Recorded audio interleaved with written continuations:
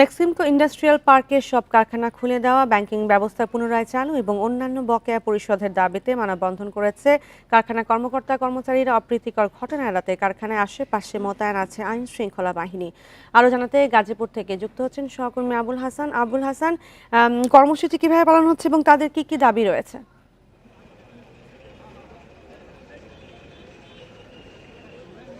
দেখুন, গাজীপুরের Chakraborty bus stand এলাকায় মেক্সিমকো ইন্ডাস্ট্রিয়াল পার্কের যারা কারখানার শ্রমিক রয়েছেন, কর্মকর্তা কর্মচারী রয়েছেন, তাদের অংশগ্রহণে কিন্তু মানববন্ধন চলছে এবং তাদের যে দাবি আমরা জেনেছি যে তারা বলছেন যে লে অফ ঘোষণা করা হয়েছে কারখানাটি, সেই কারখানা তারা অতি সত্ত্বর খুলে দেওয়ার দাবি করেছেন।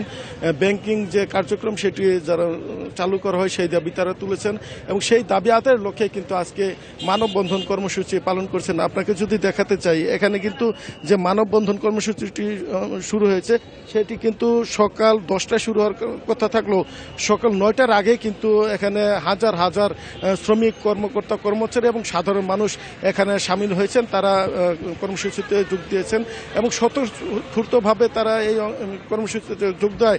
এখানে কিন্তু চক্রবর্তী এলাকা থেকে নবীনগর যে সড়কটি রয়েছে সেই সড়কের এক পাশে কিন্তু দীর্ঘ মানব প্রাচীর বলা চলে, সেই মানব প্রাচীর কিন্তু সৃষ্টি হয়েছে এবং এখানে শান্তিপূর্ণভাবে এখন পর্যন্ত কিন্তু সেই কর্মসূচি চলছে।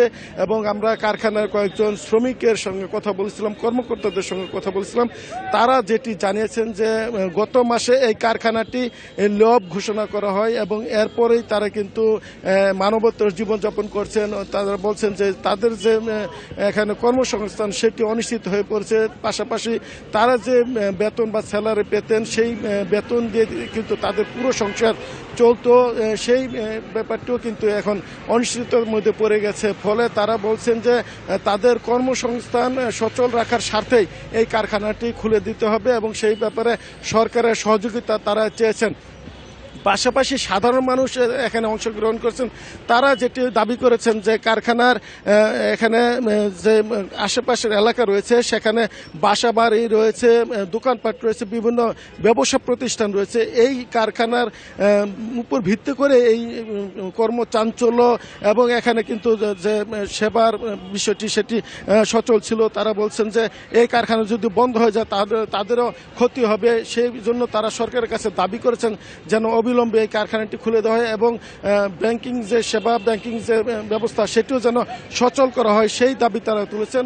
এবং এখন পর্যন্ত আমরা যেটি দেখেছি যে শান্তিপূর্ণভাবে কর্মসূচি চলছে। অপ্রীতিকর ঘটনা এড়াতে এখানে কিন্তু পুলিশ ও আইনশৃঙ্খলা বাহিনীর সদস্যরা দায়িত্ব পালন করছেন। এই ছিল গাজীপুরের মেক্সিমকো কারখানার সর্বশেষ পরিস্থিতি নিয়ে খবর। গাজীপুর থেকে যুক্ত হয়েছিলেন সহকর্মী আবুল হাসান।